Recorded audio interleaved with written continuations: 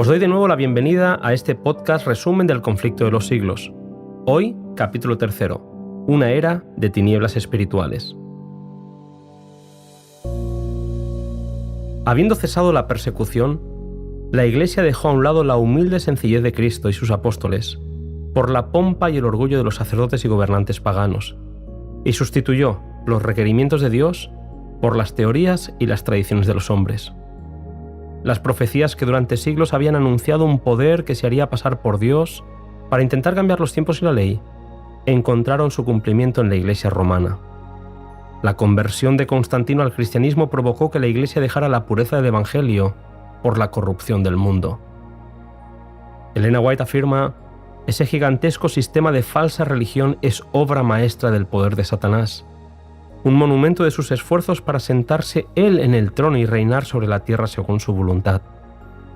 Identificando al papado como base de todo el sistema que sostiene la Iglesia de Roma, la escritora explica el cómo a lo largo de los siglos este sistema religioso fue adquiriendo de forma fraudulenta títulos propios y exclusivos de la deidad.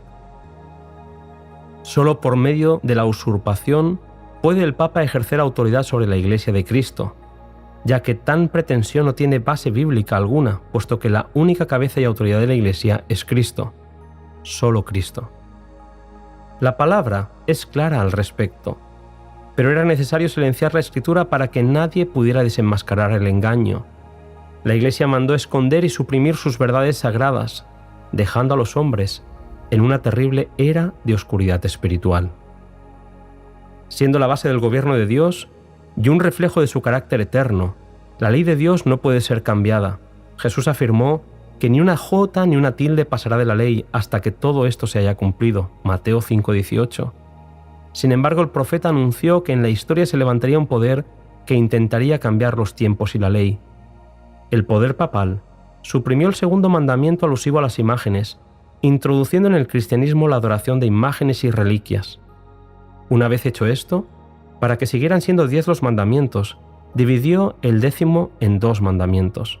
No contento con esto, con el fin de cambiar los tiempos, el papado cambió el 4º mandamiento sobre la santidad del sábado, 7º día de la semana y señal del Dios creador, y en su lugar introdujo el venerable día del sol, el domingo, que ya era observado como día festivo religioso por el mundo pagano.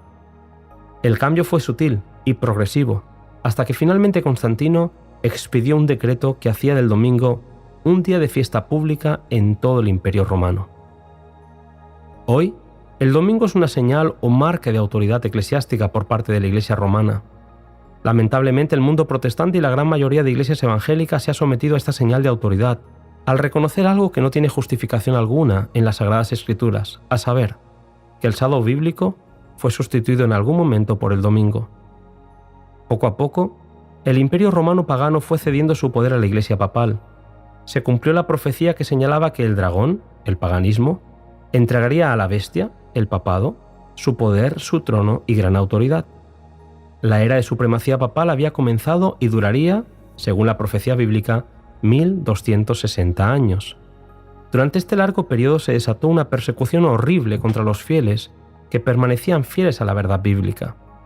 Miles fueron perseguidos, torturados y asesinados por un sistema que pretendía ser Dios en la tierra.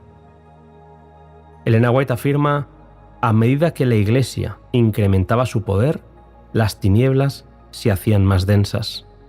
El error y la superstición sustituyeron a la verdad. Las formas de religión anulaban el Evangelio. Las tinieblas parecían hacerse cada vez más densas. Llegaron a prevalecer las costumbres más absurdas y supersticiosas. Los errores y las falsas enseñanzas fueron haciéndose cada vez más fuertes dentro del sistema de error de la Iglesia. Se enseñaba como verdad la inmortalidad natural del hombre, que supuso el fundamento sobre el cual Roma estableció la invocación de los santos y la Virgen María. Más terrible fue el efecto que la enseñanza del tormento eterno tuvo sobre los creyentes. Dios era representado con los atributos del diablo, vengativo, sangriento y cruel. La Santa Cena Bíblica fue sustituida por la misteriosa Misa, donde el sacrificio de Cristo se repite una y otra vez. No hay forma mejor de resumir este capítulo que con las palabras que encontramos casi al final del mismo. El mediodía del papado fue la medianoche del mundo. Hasta aquí el capítulo 3. Nos volvemos a encontrar en el siguiente podcast. Fieles portaantorchas.